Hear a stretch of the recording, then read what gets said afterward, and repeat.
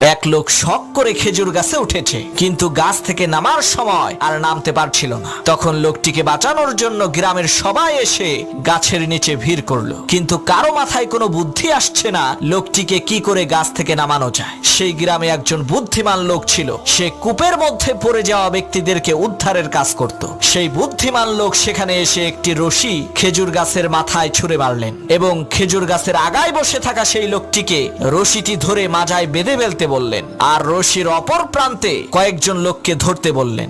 বুদ্ধিমান লোকটির কথা মতো তারা রশিটিকে ধরলেন। হঠাৎ করে সেই বুদ্ধিমান লোক বলল, এখন টান মারো।